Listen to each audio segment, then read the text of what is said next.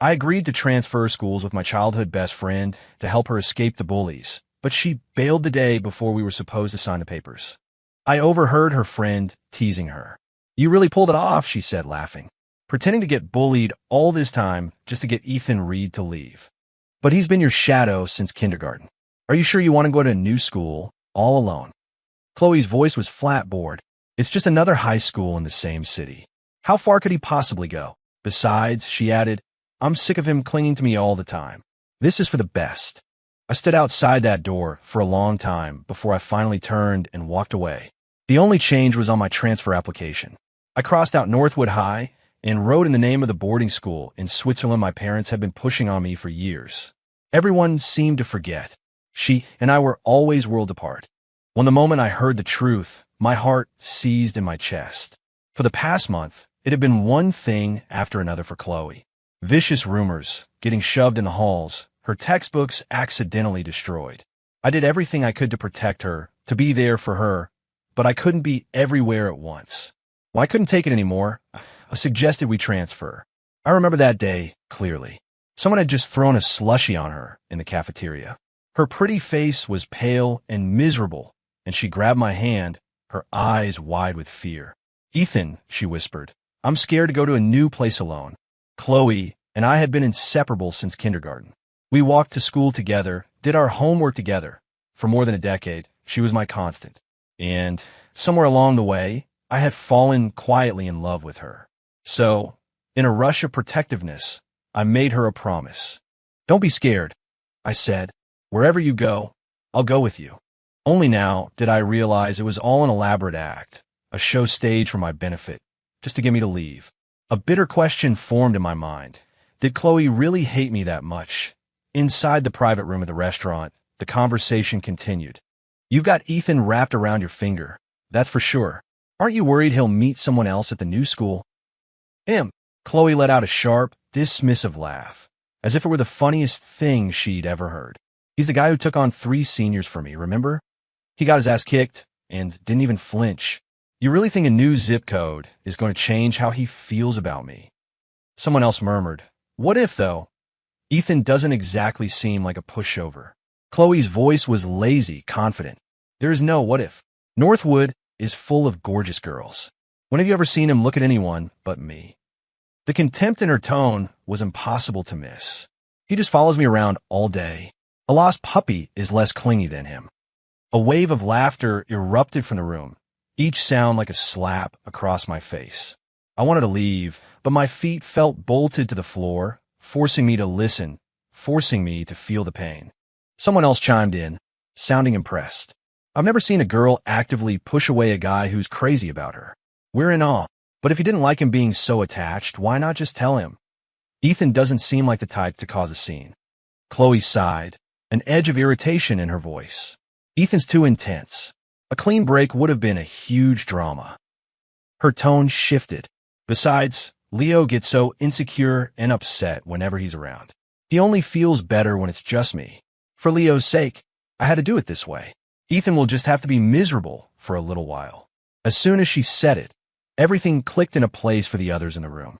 Thinking back, Chloe had started her bullying charade exactly 1 week after Leo Vance transferred to our school. One of the girls laughed. "Damn, Chloe, you work fast. The new emo boy barely gets his locker assignment, and you're already hooked. You can't deny it, though. Leo has that whole wounded bird thing down. He's so delicate and artistic. It makes you want to protect him. Yeah, not like Ethan. He's got that permanent scowl, keeps everyone at a distance. It doesn't matter how handsome he is if he looks like he's about to murder someone." The casual insults kept coming, wave after wave, washing over me. And Chloe, the girl I'd secretly loved for years, didn't defend me, didn't object. She just laughed along, even agreeing with them from time to time.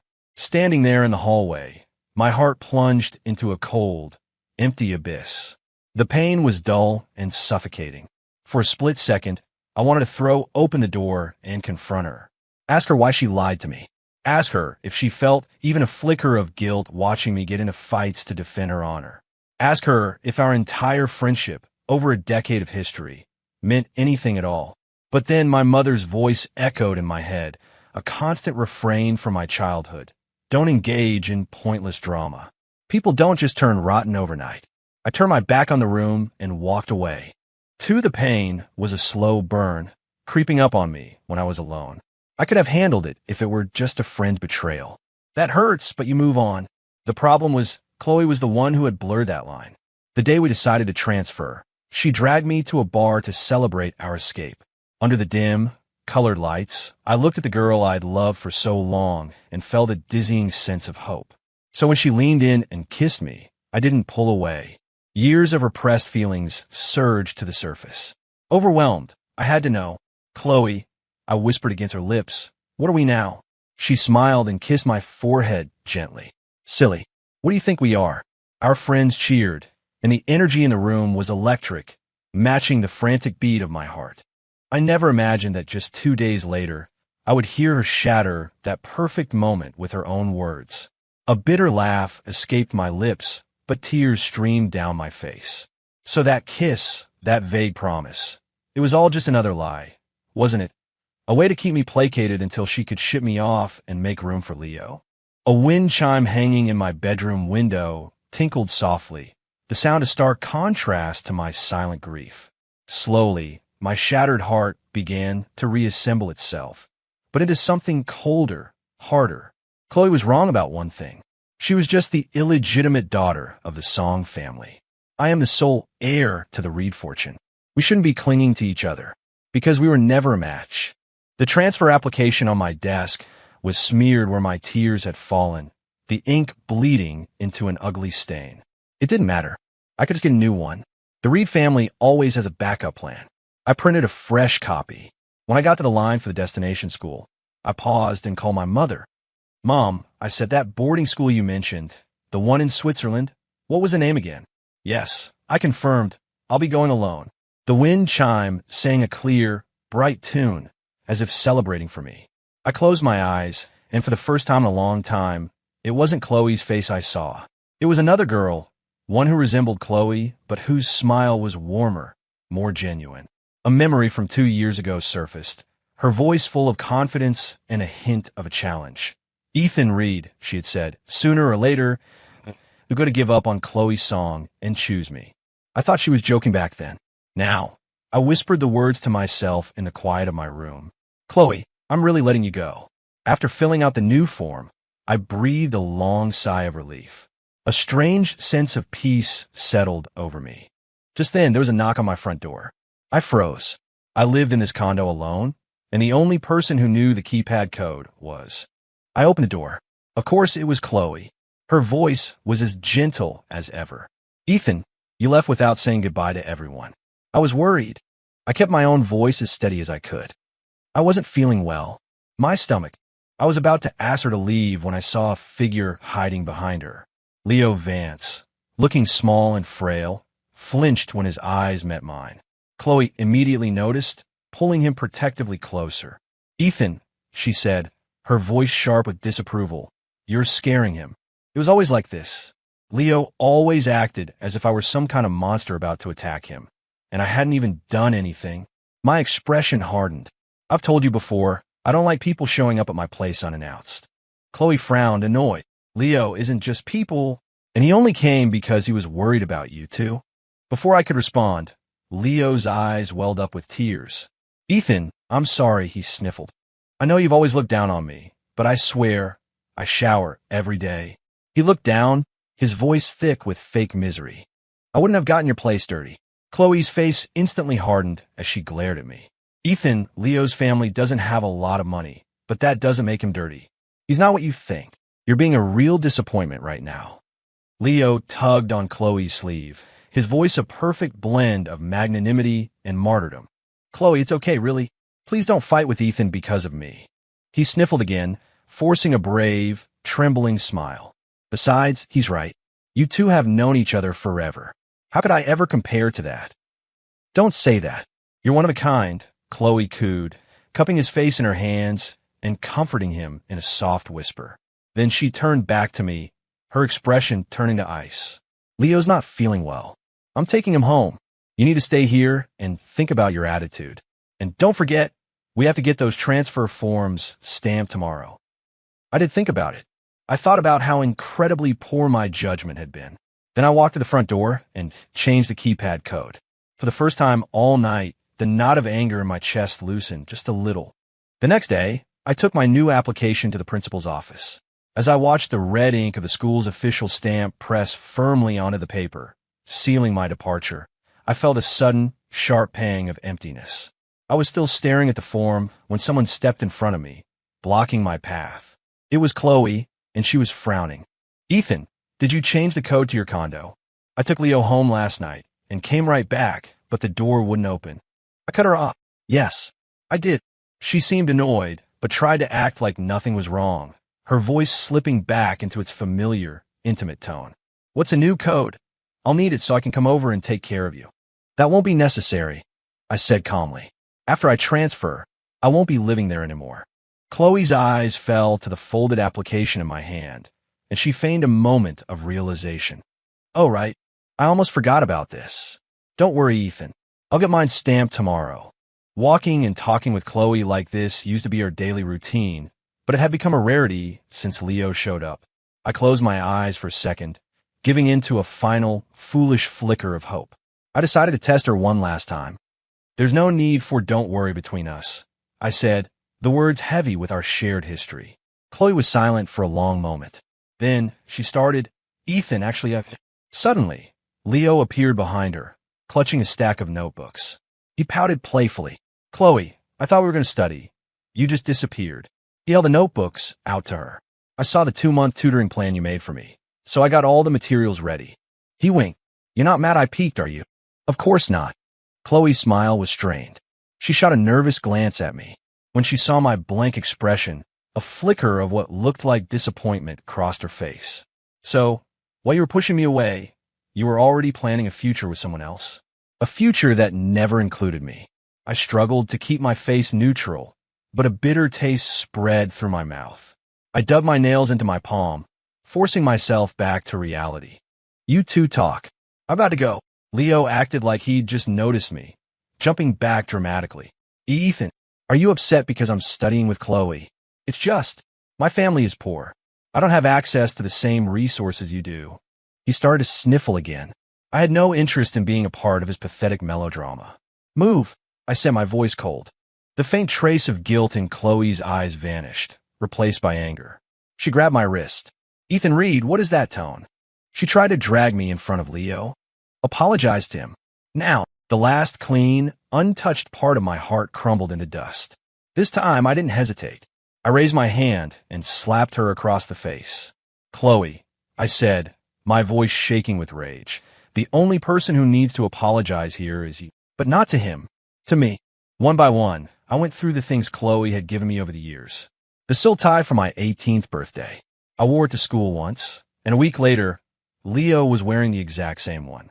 He'd blushed and said, "Chloe told me that anything other people have, I can have too." The limited edition collectible figure. Now, just an empty box. Chloe had taken the figure, claiming she loved the scent of the cologne I'd sprayed on it. The next day, I saw it sitting on Leo's desk. The custom-made leather shoes for my graduation, the deep blue aromatherapy diffuser, all the things I thought were special, unique gifts meant only for me, had been freely given to someone else. No, not even freely. It wasn't equal. I thought about the way Chloe coddled Leo, the way she defended his every move, no matter how manipulative. A cynical smile touched my lips. If that was the case, then none of these things belonged here anymore. I booked a flight for the next morning, planning to spend my last night in peace. At 2 a.m., my phone rang, jolting me awake. I groggily answered it. The line was silent. I was about to hang up when I heard Chloe's voice. "Ethan, I'm sorry." My mind snapped into focus. If she was finally going to tell me the truth. "Leo hurt himself," she said, her voice heavy. "He tried to. I can't leave him alone right now. So the transfer application. I'll have to do it later." The hope that had flared in my chest crashed and burned, leaving me feeling pathetic and ridiculous. I wanted to scream at her. "What about all the crap I went through for your fake bullying? The fights I got into, the stress, the worry, what was all that for?" Chloe's voice cut through my thoughts. "You should apologize." I was sure I'd misheard her. "What did you say?" Her voice was firm. "Ethan Reed, you need to apologize to Leo."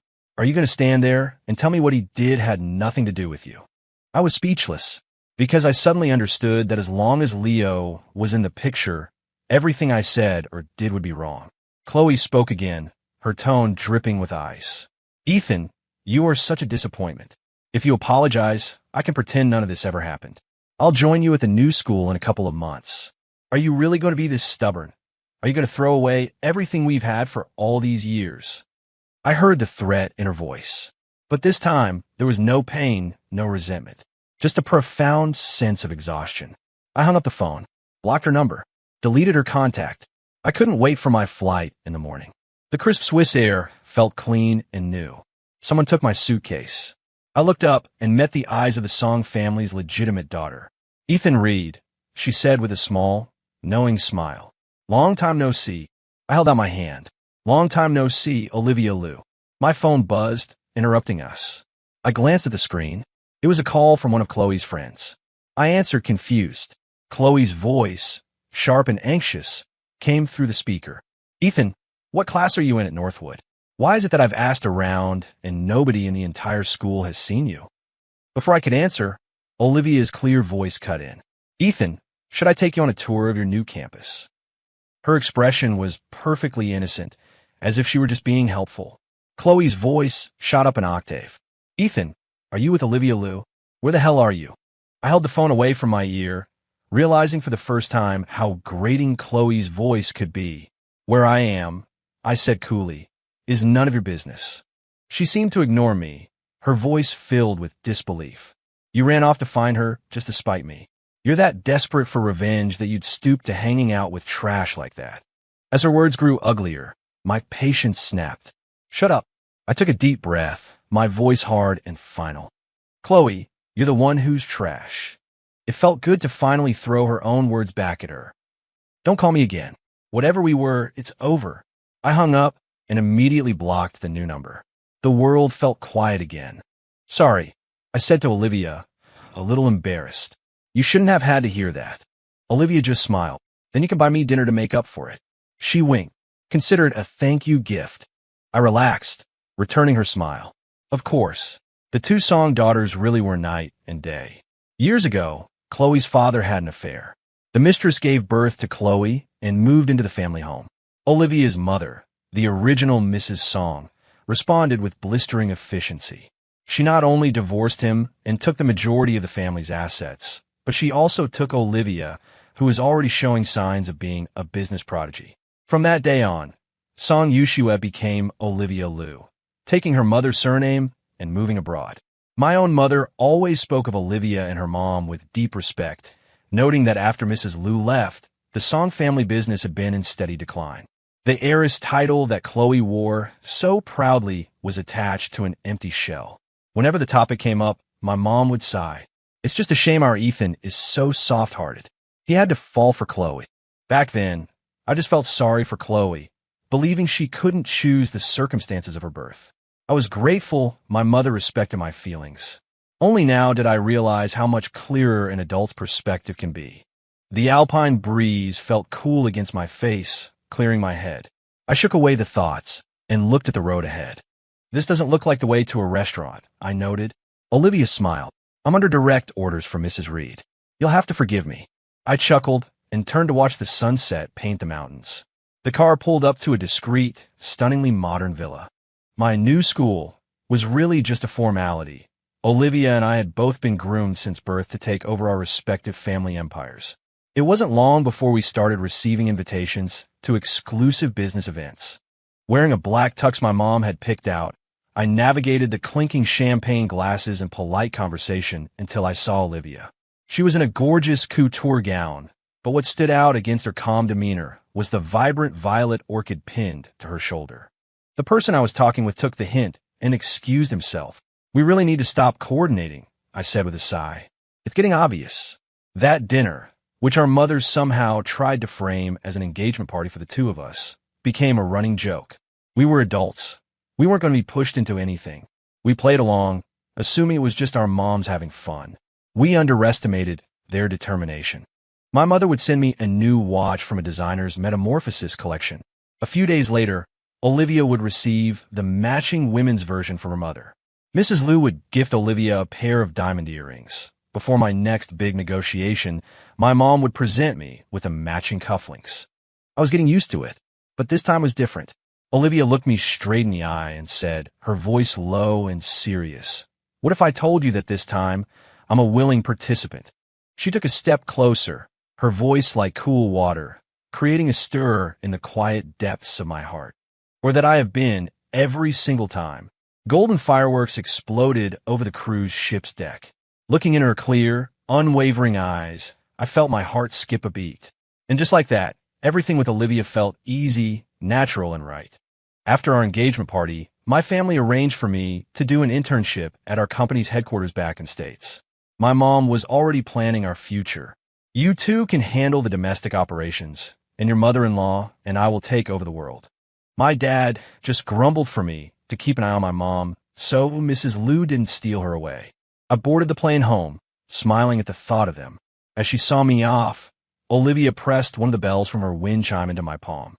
She had always been so composed and proper around me, but this was her way of telling me she'd miss me. After several months away, my old life at Northwood High felt like a distant memory. When a friend from home sent me our senior class photo, the one taken without me, it felt like looking at a scene from another lifetime. In the picture, Chloe and Leo stood side by side. They looked good together, I supposed. I glanced at their smiling faces and felt nothing. My friend texted me, still annoyed on my behalf. "We were so bummed when you left, but now I'm glad you got out. You have no idea what a nightmare Leo became. With Chloe backing him up, he acted like he owned the place. After you left, he started spreading all these rumors about you. A few of us tried to set the record straight, but it was impossible. And Chloe, that idiot, just let him. She defended him no matter what. I mean, we all know he's a snake, but you and her had history. How could she side with him?" I typed back, sighing. I guess in her mind, I was the bad guy. I frowned slightly. I don't remember Leo being that bold before. My friend, seizing the chance to vent, sent a barrage of screenshots. "See for yourself." They were all from Leo's Instagram. The first one: "Thanks to you, my 18th birthday wasn't as pathetic as it could have been." 2 photos were attached. One was a shot of Chloe kneeling, carefully helping him put on a new pair of expensive dress shoes. The other was a group photo, but angled just so you could see me in the background, sweaty and exhausted from managing the event for the student council. It must have taken some effort for him to capture me at my worst. The second post, she said to forgive her for not being strong enough, and that next time, she'll give me a new one. "My girl, I'll never blame you for what arrogant people do." The picture was of a familiar limited edition collectible figure, sitting without its box. The third: "Her restraint will always be her most attractive quality. My girl, after we graduate, you won't have to be the one keeping me company at night anymore." The photo showed the corner of a deep blue aromatherapy diffuser. I skimmed through them, disgusted, until the last post made me stop scrolling. The caption: "You're all mine now." The picture was a photo of a blood-stained bedsheet. My friend's next text came through. He was dropping hints for months, try to paint you as the obsessive third wheel, and make it seem like he and Chloe were this tragic, secret couple. I guess he got pissed when you didn't react. LMAO. I smirked. It wasn't entirely a lie. Chloe had wanted to have it both ways, enjoying my devotion and Leo's sycophantic admiration at the same time. Then after graduation, he straight up drugged her. My fingers froze over the keyboard. He did what? Yet the text came back full of indignation. The story got everywhere. Once their relationship was official, Leo's ego exploded. But seriously, posting a pic of the bedsheets, so trashy.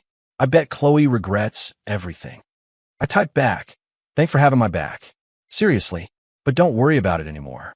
If it happens again, I'll just have my lawyers handle it." We chatted for a bit longer. His last message was, "Good. I'm glad you're really over it. Chloe didn't deserve you." I paused. Yeah, I typed. And I realized it was true. There was nothing left. The girl I had once loved with everything I had was now just a piece of gossip, a story from a past life. Time really does heal everything. The company headquarters was in my hometown, so I drove to my old condo to pick up some files. My mom had bought the place for me, a nice townhouse with a small garden, so I'd have a comfortable place to stay. I pushed open the gate, but froze as I went to type in the keypad code for the front door. There was someone sitting on the porch steps. She looked up, and I was met with a pair of red-rimmed, swollen eyes. I frowned. "Chloe, how did you get in here?" My eyes fell to her bruised knees, and my frown deepened. "Did you climb the gate? What do you want?" She just stared at me, her voice raspy when she finally spoke. "Ethan, you've lost weight." I had no idea what she was trying to accomplish with this bizarre small talk. I turned to leave. Suddenly, she lunged forward and grabbed me, her grip so tight it felt like she was trying to crush my arm. The self-defense training I'd taken kicked in instinctively. I broke her hold and shoved her away, wiping my arm with a feeling of disgust. "Chloe," I said coldly, "have some self-respect." She let out a low, humorless laugh. "You're telling me to have self-respect? Ethan Reed, after everything you and Olivia Liu did overseas, you have the nerve to say that to me." Her voice rose to a frantic yell, years of repressed frustration finally breaking through. "Do you have any idea what you did to me? I've been going crazy looking for you." I slapped her. Hard. There was no hesitation, no mercy. "Keep your voice down and your accusations to yourself." Seeing her standing there, ready to start another drama, I decided to end it. I spoke calmly. "My leaving the country was exactly what you wanted, wasn't it? You pretended to be a victim. Let me take the fall for you, take the hits for you. What's the problem? You got what you wanted. Aren't you happy?" The color drained from Chloe's face. Her eyes were wide, her pale lips trembling. You knew." "Ethan, I can explain." I shrugged, but I'm not interested in hearing it. I took a step closer, enjoying a dark sense of satisfaction as I glanced past her, at Leo, who had just appeared at the end of the walkway. I lowered my voice, but loud enough for both of them to hear. "You posted pictures of your bloody sheets on Instagram for the world to see. What gives you the right to show up here and harass me?" "Chloe, you're pathetic." I turned, walked inside, and called the security guards who lived nearby to have her removed. As I passed the living room window, I heard a furious shout from outside. "You're worthless. You've completely humiliated me." The sharp crack of a slap was audible even through the double-pane glass. In my peripheral vision, I saw Leo covering his face, sobbing. I drew the curtains and sent a quick text to Olivia. "Busy. Thinking of you."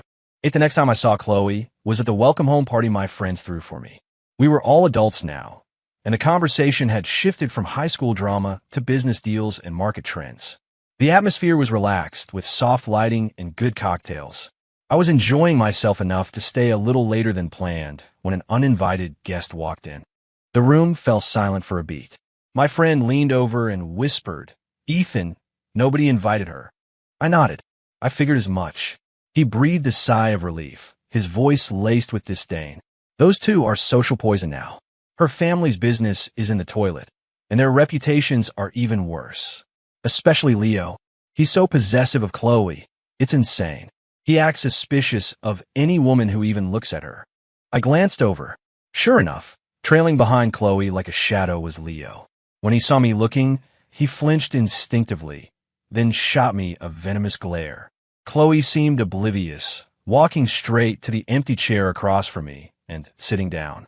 As the others tried to restart the conversation, I decided I'd had enough and excused myself to the restroom. A few minutes later, the door opened behind me. Leo Vance hadn't changed at all. Same trendy haircut, same carefully constructed sad boy expression, same pristine white shirt. A year had passed, but he was still mentally stuck in high school.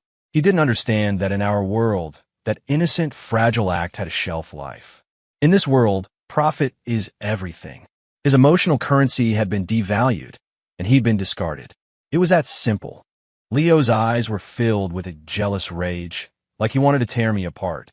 "Ethan Reed," he spat, "you must feel pretty damn smug, watching Chloe still be so obsessed with you." I met his gaze in the mirror, silent. I was just tired. If shedding a few tears and spewing some dramatic lines counted as obsession, then Leo's definition of love was seriously warped. A strange, triumphant smirk flickered across his face. "But I bet you didn't know, did you? The only reason you transferred in high school was because Chloe couldn't stand seeing me get upset when you were around. She set the whole thing up. She was never being bullied. But you idiot, you took a beating for her." Ha ha. I remained calm, because honestly, it didn't matter anymore. None of it mattered. Chloe, Leo. They were specters from a past that was receding further and further into the distance. And I knew, with absolute certainty, that I would leave them so far behind they'd never even be a blip on my radar again. My lack of reaction seemed to infuriate him. "What's with that look?" he snarled. "Why aren't you angry? What gives you the right to be so arrogant? What makes you so much better than me? Just because you were born rich, you're a pathetic loser who can't even hold on to his own girl." He was working himself into a frenzy, raising his arm to swing at me. Before his fist could connect, another hand shot out, grabbing his wrist and violently flinging him away. Olivia stepped in front of me, glaring down at Leo, who was now sprawled on the floor. "I have you on video for assault and defamation against my fiancée. I've already called the police. You can tell your story to them." I looked at the strong, protective set of her shoulders and had to stop myself from smiling. She was clearly dressed to the nines to come see me, her jewelry and the color of her dress perfectly complementing my own outfit. It was a little childish and utterly charming. The arrival of the police was not a quiet affair. My friends, wondering why I hadn't come back, heard the commotion and came out to see Leo being handcuffed and led away. He struggled wildly, screaming, "Do you have any idea who I am? My wife is Chloe Song, the sole heiress to the Song fortune. You can't touch me. Let me go. I need to find my wife." All eyes turned to Chloe, but as she watched the man she had once protected so fiercely get arrested, her face was a blank, numb mask. She didn't move. She didn't say a word. The ultimate act of self-preservation. I took one last look, and in that moment, the bright, vibrant girl from my youth, the one I thought I knew, collapsed into dust and disappeared forever. Nina was late by the time we finished giving our statements at the police station, so I took Olivia back to my place. When I woke up the next morning, breakfast was already on the table. I leaned against the doorframe, watching her rinse dishes at the sink. "Trying to impress me with your domestic skills?" She turned, a playful glint in her eye. "Well, I don't have a ring on my finger yet. I have to make a good impression on my man. Otherwise, he might get angry and dump me." She tapped the tip of my nose, her tone light and teasing. I sighed, thinking of the way my friends had been shamelessly staring at her last night, their eyes full of gossip. I scrolled through my phone while I ate, and a headline made me laugh. "Speaking of a ring," I said, "your timing might be perfect." Splashed across the top of the trending news feed in bold letters. "Reed heir involved in affair with married woman," and right below it, "Reed heir's wild private life. Mystery woman spends the night." Two headlines, back to back. A coordinated, vicious attack meant to ruin me. What Leo probably didn't know is that private residences in wealthy neighborhoods tend to have excellent security cameras. Before the online outrage could even reach its peak, a new video started circulating. The footage clearly showed Chloe, the Song heiress, refusing to leave my property and then physically accosting me as I tried to walk away. The Reed family's reputation was instantly cleared on that front, but the questions about the second headline persisted. Okay, but what about the wild private life part? He's a young, powerful exec at the Reed Corporation. Who knows what influencer he had sleeping over? Olivia went into a frenzy, trying to create a Twitter account like her life depended on it. I watched her, amused by her frantic energy. "It's fine, you don't have to rush." She paused just long enough to give me a serious kiss on the forehead. "You don't deserve to be slandered by anyone." Ping. A notification popped up on my phone. "Olivia Liu started following you." I looked down. Her account was already verified, a blue check mark sitting next to her name. A moment later, a new tweet appeared from her account. "Hello, everyone. On behalf of the Liu Group, I'd like to formally thank the future chairman of our board for his hospitality last night. At Ethan Reed." The internet went silent for a full second, and then it exploded. Olivia looked up at me, her face a perfect picture of innocence. I sighed, leaned in, and kissed her. The merger between the Reed Corporation and the Liu Group proceeded smoothly. 3 years later, Olivia and I were married. We chose a small, historic town in Europe for the ceremony, a place where every house had colorful wind chimes hanging from its porch. When the breeze blew, the whole town would fill with a chorus of gentle, chiming sounds like 1,000 tiny blessings. Near the end of the reception, a gift arrived. There was no name on the card, but everyone recognized the Song family crest on the box. After Olivia officially took over the Lou Group, she had launched a relentless, systematic campaign against the Song business empire. If the Song Corporation was a crumbling skyscraper before, after Olivia was done with it, it was nothing but a pile of rubble. She would never forgive the family that had betrayed her mother, and I, without hesitation, had helped her, sometimes even taking things a step further. I would never forgive the people who had betrayed me. The Song name meant nothing in our world anymore. So to receive a wedding gift from Chloe, of all people, was a surprise. I opened the box. Inside, resting on a bed of velvet, was a dazzling purple diamond ring. A forgotten memory from my 18th year suddenly surfaced. It was after a practice exam. I was helping Chloe go over her mistakes. Back then, my world revolved around her. I was explaining a calculus problem while simultaneously daydreaming about a future that had her in it. But I wasn't the only one who was distracted. Chloe was just staring at me. Her expression so sincere it couldn't have been faked. "Ethan," she asked softly, "what kind of rings do you like?" The question felt so adult, so significant that we both blushed. After a long moment, I whispered, "Purple, I think. I've always liked purple." Her voice was just as quiet. "Okay, I'll remember that." The sound of cicadas hummed outside, and in that perfect, fleeting moment, I thought about forever. Their company is in ruins, and she's sending you purple diamonds? She must have emptied her entire bank account for that. It was rare to hear Olivia's sound so catty. I looked at her, her jealousy amusingly transparent, and smiled. "Here," I said, tossing the ring box to her. "Donate it to a charity or something." 16-year-old Olivia Lou hadn't cared about my family status. She was just visiting the States to help her mother with some business, and happened to see the boy next door at her father's old house. She happened to overhear the boy's mother saying, "Purple is our Ethan's favorite color." "Oh, that's wonderful. Purple is so elegant. It's my favorite, too." On a whim, Olivia stayed a few extra days and had a purple wind chime shipped from overseas. During those 2 days, she watched as the illegitimate daughter in her father's house accidentally hurt herself just to get the boy's attention and sympathy. She watched as the boy became more and more protective of his so-called stepsister. A seed of jealousy had been planted in Olivia's heart. On the day she was leaving, she impulsively knocked on the boy's door and gave him the wind chime. She couldn't stop herself from saying something she later regretted, something bold and a little rude. 16-year-old Ethan Reed just stood there, not angry at all. He just said, softly, "Have a safe trip." And now here we were, happy, content, and with a lifetime ahead of us.